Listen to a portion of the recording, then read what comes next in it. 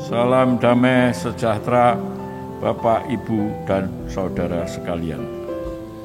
Kita patut bersyukur atas kemurahan kasih Tuhan yang maha besar yang kita boleh terima hingga saat ini. Kekuatan, kesehatan yang terus Tuhan anugerahkan kepada kita di tengah-tengah kondisi dan situasi yang tidak mudah oleh karena adanya pandemik COVID-19. Kiranya upaya-upaya untuk menanggulangi COVID-19 ini akan terus menjadikan semua hal lebih baik. Mari kita awali persekutuan Komisi PI pada malam hari ini dengan menaikkan pujian "Memasuki Gerbangnya".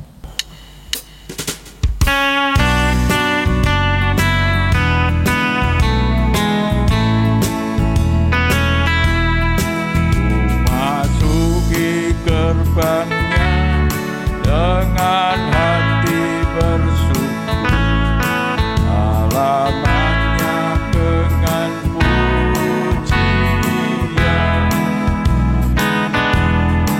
Mataku hari ini harinya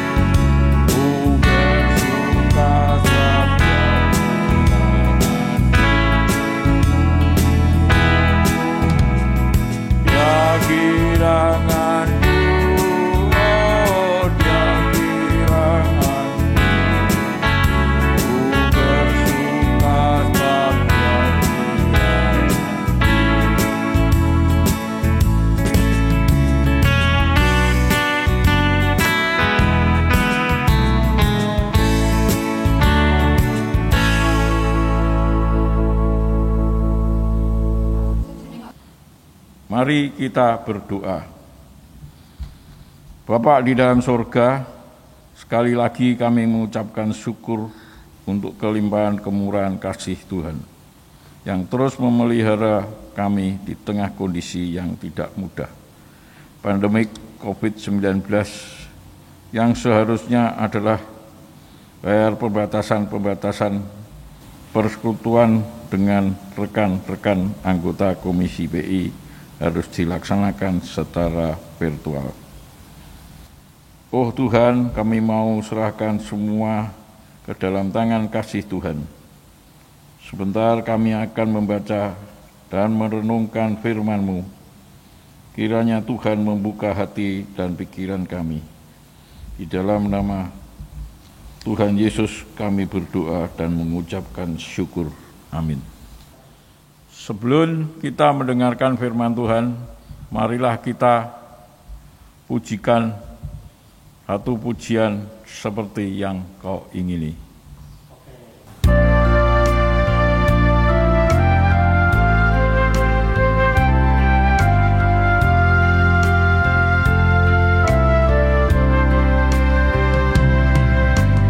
Bukan dengan barang fana Kau membayar dosaku, dengan darah yang mahal. Tiada noda dan celah, bukan dengan emas perak. Kau menebus diriku oleh segenap kasih dan pengorbananmu. Ku telah mati dan tinggalkan cara hidupku yang lama. Semuanya sia-sia mati lagi. Hidup ini kuletakkan pada mezbah-Mu ya Tuhan. Jadilah padaku seperti yang Kau ingini.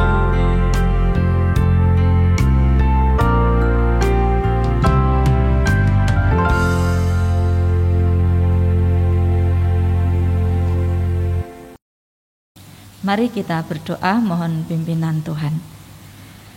Bapa di surga, sebentar kami akan merenungkan kebenaran firman-Mu. Kami mohon hikmat dan pengertian-Mu ada pada kami ya Tuhan, sehingga kami dapat memahami akan firman-Mu. Kami yakin dan percaya Tuhan, firman-Mu hidup, firman-Mu mampu mengubah kehidupan kami menjadi semakin baik dan semakin indah. Terima kasih ya Tuhan, Engkau menolong kami di dalam kami merenungkan akan kebenaran firman-Mu ini. Demi nama Tuhan Yesus Kristus kami berdoa. Amin. Renungan pada petang hari ini diambil dari Kolose pasal 3 ayat 5 sampai dengan 11. Kolose pasal 3 ayat 5 sampai dengan 11. Demikian, karena itu matikanlah dalam dirimu segala sesuatu yang duniawi, yaitu percabulan, kenajisan, hawa nafsu, nafsu jahat, dan juga keserakahan yang sama dengan penyembahan berhala. Semuanya itu mendatangkan murka Allah atas orang-orang durhaka. Dahulu kamu juga melakukan hal-hal itu ketika kamu hidup di dalamnya. Tetapi sekarang buanglah semuanya ini, yaitu marah, geram, kejahatan, fitnah, dan kata-kata kotor yang keluar dari mulutmu. Jangan lagi kamu saling mendustai, karena kamu telah menanggalkan manusia lama serta kelakuannya, dan telah mengenakan manusia baru yang terus-menerus diperbarui untuk memperoleh pengetahuan yang benar menurut gambar Khaliknya. Dalam hal ini tiada lagi orang Yunani atau orang Yahudi, orang bersunat atau orang tak bersunat, orang barbar atau orang skit, budak atau orang merdeka, tetapi Kristus adalah semua dan di dalam segala sesuatu. Demikianlah firman Tuhan. Ada dua budaya di dalam kehidupan jemaat di Kolose yang menekan kehidupan mereka untuk berpaling dari Yesus. Yang pertama yaitu budaya penyembahan kepada dewa-dewa Romawi dan Yunani. Budaya ini sudah menjadi marak di dalam kehidupan mereka. Jadi ada anak-anak Tuhan yang punya latar belakang mereka terlibat dalam penyembahan berhala atau dewa-dewa Yunani dan Romawi ini. Nah, dalam kehidupan mereka setelah menjadi Kristen, namun pemahaman mereka masih sama dengan yang dulu. Jadi mereka beranggapan atau menganggap bahwa Yesus adalah salah satu dari para dewa-dewa yang mereka kenal itu. Tentu dengan pemahaman demikian berdampak pada pertumbuhan iman dan juga perilaku kehidupan mereka. Tentu mereka tidak memahami atau tidak meyakini akan kuasa kebangkitan Kristus itu di dalam kehidupan mereka. Jadi praktisnya, ya sederhananya, mereka tetap bersekutu dengan saudara-saudara seiman, mereka tetap memuji Tuhan, mereka berdoa di dalam nama Tuhan. Namun di sisi lain mereka masih minta pertolongan kepada dewa-dewa mereka ketika menghadapi kesulitan. Atau mereka menjalani kehidupan ya biasa saja, tidak ada yang berubah dalam dirinya. Maksudnya adalah perilakunya, karakternya tidak ada yang berubah. Karena mereka menganggap Yesus sama dengan salah satu dari dewa-dewa yang mereka yakini itu. Budaya yang kedua adalah muncul dari kelompok Yahudi Kristen. Jadi orang-orang Yahudi yang bertobat dan percaya kepada Kristus. Nah, kelompok ini rupanya mereka masih memegang erat tradisi mereka, yaitu hukum Taurat itu. Sehingga kalau ada orang non-Yahudi yang ingin masuk Kristen, mereka mendesak, mereka memaksa bahwa mereka harus melakukan hukum Taurat dulu. Di antaranya waktu itu yang sangat menonjol adalah hal sunat. Jadi kalau mereka mau menjadi Kristen atau mendapatkan keselamatan, mereka harus disunat terlebih dahulu. Nah, pertanyaannya bagi orang non-Yahudi, sunat itu sesuatu yang aneh. Apa itu? Mengapa harus melakukan itu? Nah, jadi ini ada perbedaan persepsi seperti itu. Dan ini ternyata menjadi satu pergumulan yang cukup berat bagi jemaat di Kolose ini. Nah, Paulus ketika menulis ini sedang berada di penjara. Dari mana Paulus mendengar isu-isu itu? Yaitu dari Epafras sebagai gembala jemaat Kolose yang mengunjungi Paulus ketika di penjara lalu bercerita. Maka Paulus tergerak hatinya untuk memberikan nasihat dan mengingatkan kembali siapa mereka ini. Maka ditulislah surat ini kepada jemaat di Kolose itu. Yang Paulus ingin tekankan adalah ketika mereka sudah percaya kepada Kristus, maka segala keyakinan mereka sebenarnya sudah dikalahkan oleh Kristus. Kematian dan kebangkitan Kristus itu telah mengalahkan segala keyakinan mereka, baik terhadap dewa-dewa itu. Jelas Kristus Yesus memiliki kuasa yang melebihi para dewa mereka itu. Dewa mereka adalah buatan tangan manusia. Mungkin punya mata tetapi tidak bisa melihat. Mungkin punya tangan tetapi tidak bisa bergerak untuk menolong. Tetapi mereka mengabdikan diri pada hal seperti itu. Juga orang Yahudi, kematian dan kebangkitan Kristus adalah menggenapi hukum Taurat itu sendiri. Sudah cukup pengorbanan Kristus, tidak perlu ditambah-tambah lagi. Sudah cukup Kristus melakukan pengorbanan diri dan memberikan anugerah keselamatan. Tidak harus dengan disunat atau memakan makanan yang halal dan tidak halal yang menjadi pergumulan mereka. Tidak demikian. Nah, Paulus ingin menegaskan seperti itu, bahwa Kristus telah mengalahkan semuanya itu. Kristus menang.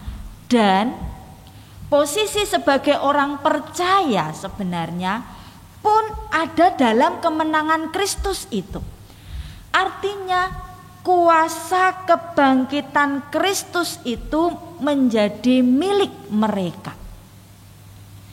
Ini yang ditegaskan oleh Paulus, bahwa ketika mereka percaya menerima Yesus sebagai Tuhan dan Juru Selamat, maka kemenangan Kristus itu juga kemenangan mereka.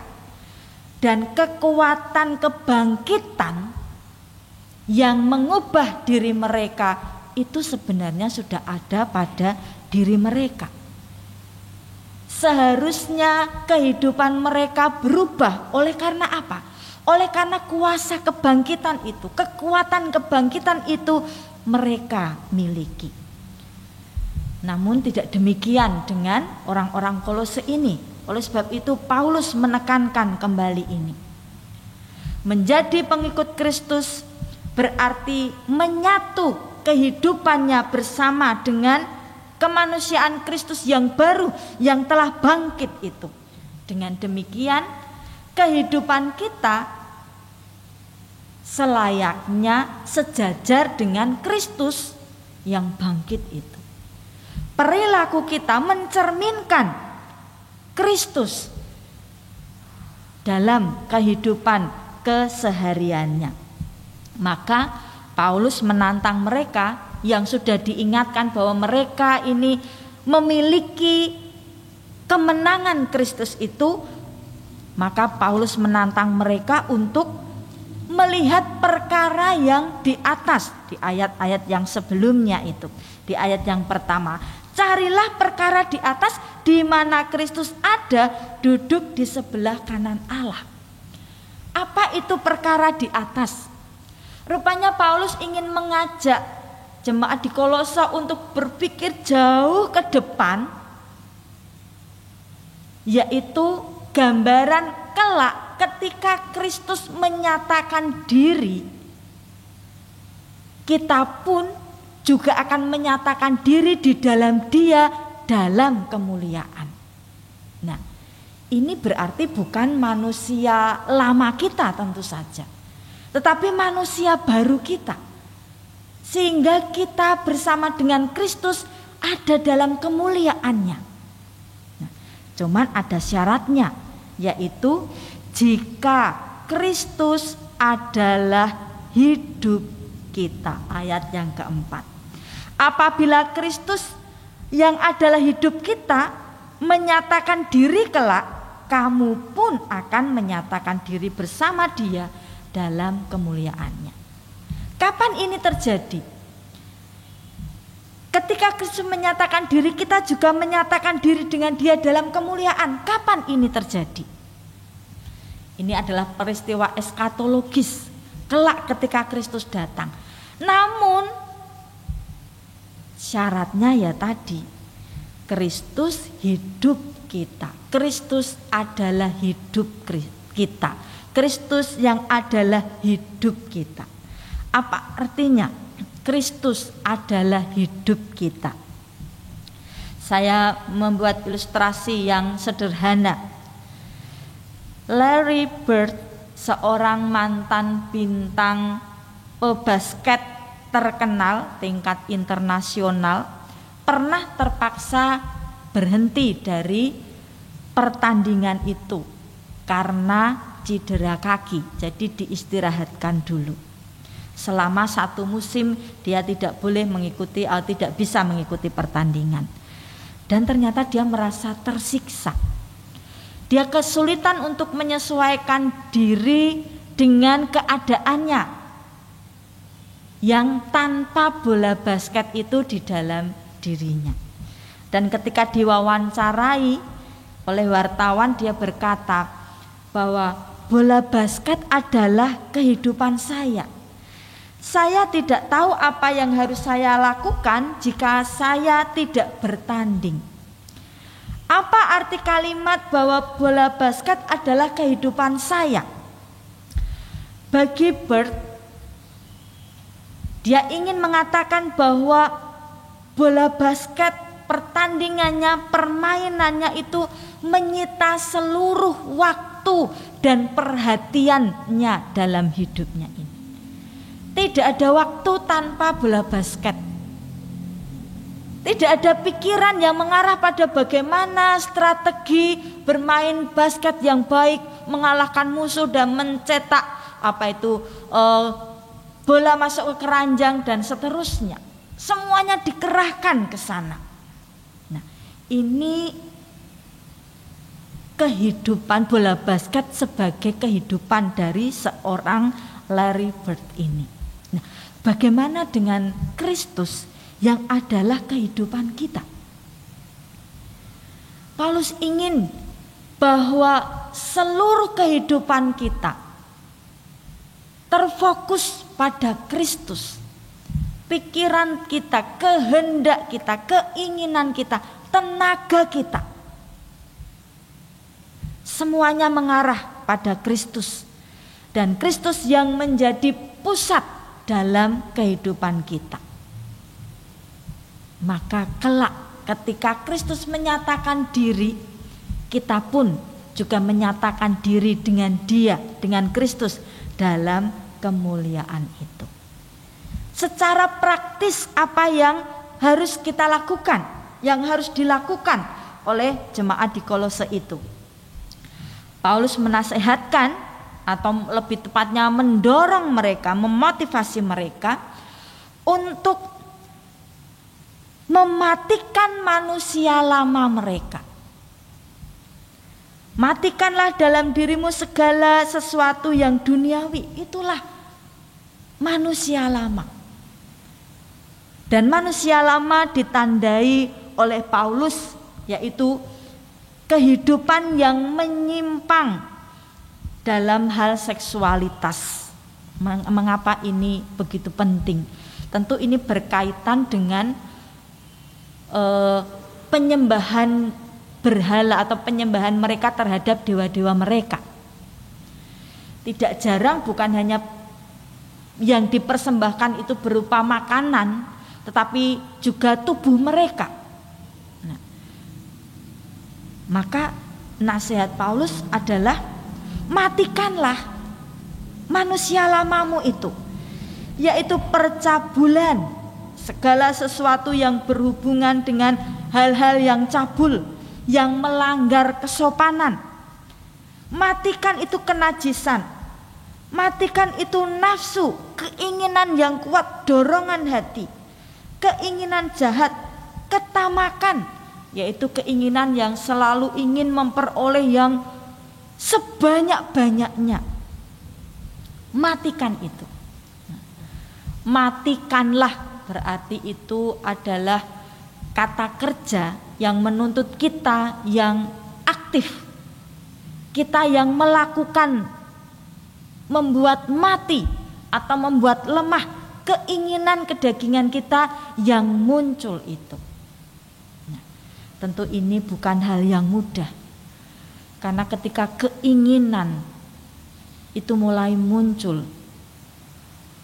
maka peperangan kita sebenarnya adalah memerangi diri kita sendiri. Bukan musuh yang berbentuk raksasa seperti Goliat, bukan. Tetapi diri kita sendiri yang harus kita musuhi. Itu bukan hal yang mudah.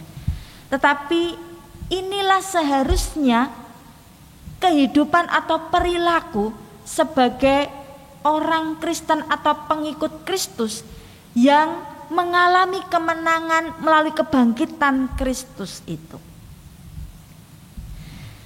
Yang kedua adalah buanglah di ayat yang ke-8.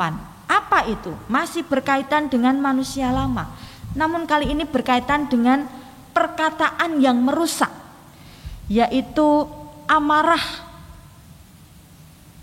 geram, kejahatan, fitnah, dan kata-kata kotor yang keluar dari mulutmu. Ini adalah hal yang biasa dilakukan oleh setiap manusia. Marah, geram, kejahatan, lalu fitnah, kata-kata kotor, itu hal yang biasa. Dan kemungkinan juga perilaku seperti ini muncul dalam tadi persekutuan orang percaya atau anak-anak Tuhan di Kolose ini. Paulus perlu untuk menegaskan ini. Buanglah itu seperti kita membuang sampah. Artinya semua dibuang. Tidak ada yang kita tahan. Semuanya dibuang. Semuanya itu harus dibuang. Kata-kata kita itu satu hal yang penting dalam kehidupan kita. Dengan kata-kata yang baik, kata-kata yang positif dapat menolong orang, menghibur orang, menguatkan orang. Sebaliknya, dengan kata-kata yang negatif, kata-kata umpatan, kata-kata kotor pun dapat dalam tanda petik membunuh karakter orang. Jadi kita harus hati-hati dengan perkataan kita ini. Itu harus dimatikan, itu harus dibuang, dan itu adalah manusia lama kita. Saya mencoba mengkaitkan ini dengan ajaran Yesus dalam Matius pasal 5 ayat yang ke-29 dikatakan, "Maka jika matamu yang kanan menyesatkan engkau, cukilah dan buanglah itu. karena lebih baik bagimu jika satu dari anggota tubuhmu binasa daripada tubuhmu dengan utuh dicampakkan ke dalam neraka. Yesus ingin menggambarkan betapa seriusnya kita dalam menghancurkan dosa itu. Kalau yang berdosa mata cungkil saja, daripada kita punya mata tetapi masuk neraka. Kita harus mematikan dan membuang manusia lama kita, kemarahan, geram, atau percabulan tadi, ketamakan tadi. Itu harus kita buang, jangan sampai membiarkan itu muncul di dalam diri kita. Kita harus segera mematikannya, membunuhnya, membuangnya. Dengan demikian, setidaknya itu menandakan, dengan kita membuang manusia lama itu, menandakan bahwa kita ini adalah manusia baru. Di dalam diri kita ada kemenangan Kristus. Kuasa kebangkitan Kristus itu ada di dalam diri kita. Kalau manusia lama ditandai dengan hal-hal seperti yang saya jelaskan di atas, bagaimana dengan manusia baru? Ayat yang ke-10 dikatakan, dan telah mengenakan manusia baru yang terus-menerus dibaharui untuk memperoleh pengetahuan yang benar menurut gambar Khaliknya. Tanda manusia baru adalah dibaharui terus-menerus menurut gambar Khaliknya. Kita ingat ketika Allah menciptakan manusia segambar dengan Allah. Lalu apa tandanya manusia baru itu? Seperti Allah yang berbelas kasihan kepada orang-orang yang lemah, orang-orang yang terpinggirkan, maka kita pun memiliki hati yang penuh dengan belas kasih. Sebagaimana Allah yang murah hati memberikan putra tunggalnya bagi kita manusia berdosa, maka hendaklah kita juga memiliki kemurahan hati yang dapat dirasakan oleh orang-orang di sekitar kita. Sebagaimana Allah yang mengampuni kita segala dosa kita, pelanggaran kita, maka kita pun hendaklah dengan mudah memberikan pengampunan kepada orang-orang yang telah menyakiti kita atau berbuat jahat kepada kita. Dan sebagaimana Allah yang adalah kasih itu, yang tidak segan menyerahkan putranya bagi kita sekalian itu, maka hendaklah kasih itu pun menjadi identitas dalam kehidupan keseharian kita. Inilah manusia baru. Tetapi itu tidak terjadi begitu saja. Ada progres, ada kemajuan yang terus kita rasakan, juga bisa dilihat atau dirasakan oleh orang-orang di sekitar kita. Manusia baru yang di dalamnya ada kuasa kebangkitan yang mengubah kita, membaharui hidup kita sampai kepada serupa dengan Kristus atau gambar Khaliknya ini. Nah, itulah manusia baru. Dan karya Roh Kudus dalam membaharui kehidupan kita ini sebagai manusia baru itu ternyata sampai meluas, tidak hanya ada dalam komunitas orang percaya itu, tetapi meluas sampai menjadi satu komunitas yang besar, di mana di dalamnya Tidak ada lagi orang Yunani atau orang Yahudi, orang bersunat atau tak bersunat, orang barbar atau orang skit, budak atau orang merdeka. Semuanya sama. Tidak ada yang merasa aku lebih baik, aku lebih kuat, aku lebih dari yang lainnya. Tidak demikian. Manusia baru yang dibaharui oleh Allah tidak membedakan antara perbedaan-perbedaan itu, karena meyakini bahwa Kristus adalah semua dan di dalam segala sesuatu. Semuanya ini terjadi oleh karena kematian dan kebangkitan Kristus itu. Kita yang mengikuti Kristus, kita terhisap dalam kemenangan Kristus itu. Dan kuasa kebangkitan itu menjadi milik kita yang akan terus membaharui hidup kita. Tema kita pada malam hari ini adalah kemenangan Kristus membuka lembaran baru. Nah, marilah kita menghayati kemenangan Kristus itu di dalam kehidupan kita. Sehingga pembaharuan hidup akan terus kita rasakan. Dan pembaharuan hidup itu akan mengerjakan di dalam kehidupan kita menjadi manusia baru yang terus dibaharui. Amin. Terima kasih kepada Pendeta Setiawati yang sudah menyampaikan kebenaran firman Tuhan. Kiranya Tuhan memberkati pelayanan Pendeta Setiawati. Untuk meresponi firman Tuhan, mari kita angkat pujian, gunakan waktu.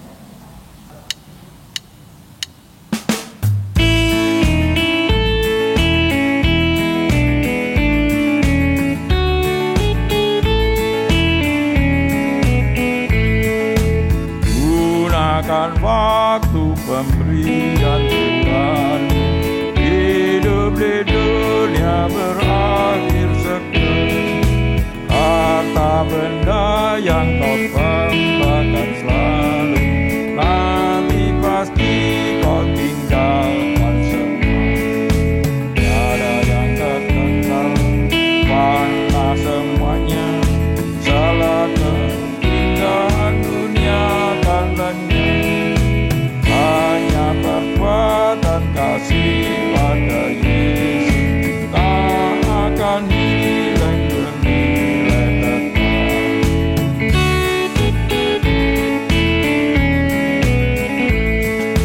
Suka dan duka dalam melayani sungguh dipahami oleh Tuhan.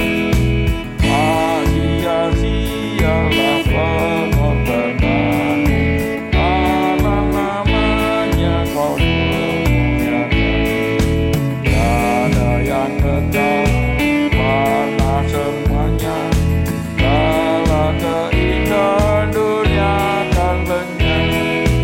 Hanya perbuatan kasih pada Yesus tak akan hilang bernilai kekal.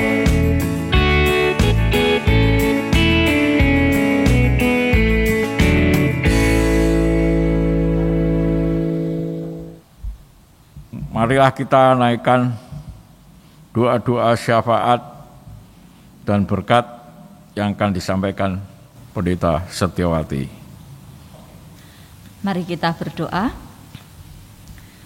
Bapa di surga, terima kasih untuk kebenaran firman-Mu yang sudah sampai kepada kami. Kami bersyukur ya Tuhan oleh kematian dan kebangkitan-Mu, sehingga kami pun terhisap di dalamnya dan kami memiliki kemenangan itu, kekuatan kebangkitan itu yang akan mengubah kehidupan kami. Oh Tuhan, kiranya Roh Kudus-Mu terus membaharui kehidupan kami dari hari lepas hari, sehingga kami boleh semakin menyerupai Kristus dalam kehidupan kami ya Tuhan. Kiranya Tuhan menolong kami. Kami juga berdoa ya Tuhan untuk Komisi PI di dalam pelayanannya, mereka yang sudah begitu rindu untuk melayani di gereja-gereja mitra, namun karena kondisi masih seperti ini, pandemi ini sehingga masih tertahan, namun kiranya kobaran semangat untuk menginjil, memberitakan Injil itu terus ada di dalam kehidupan anak-anak-Mu ini ya Tuhan, sehingga tetap terjaga dan mereka boleh tetap setia untuk memberitakan Injil melalui kehidupan sehari-hari dimanapun mereka berada ya Tuhan. Kami percaya Tuhan Engkau memakai anak-anak-Mu yang terlibat dalam komisi pekabaran Injil di GKMI Kudus ini untuk menjadi alat Tuhan, memberitakan Injil bagi banyak orang dan menjadi berkat bagi kemuliaan nama-Mu. Terima kasih ya Tuhan. Sebelum kami akan mengakhiri persekutuan Komisi PI ini, kami mohon berkat-Mu ya Tuhan.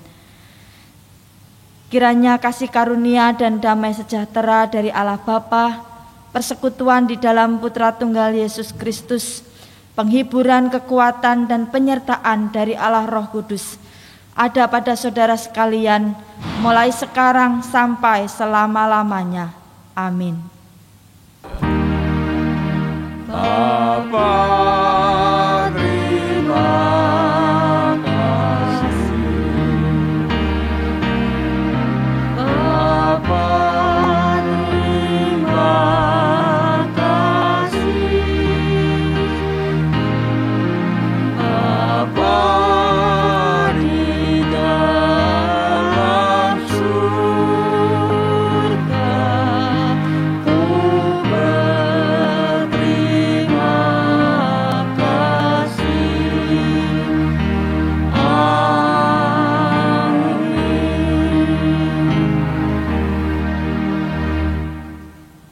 Persekutuan Komisi PI malam ini sudah selesai. Sampai jumpa pada persekutuan PI yang akan datang. Tetap ikuti protokol kesehatan dengan 5M. Tuhan Yesus memberkati.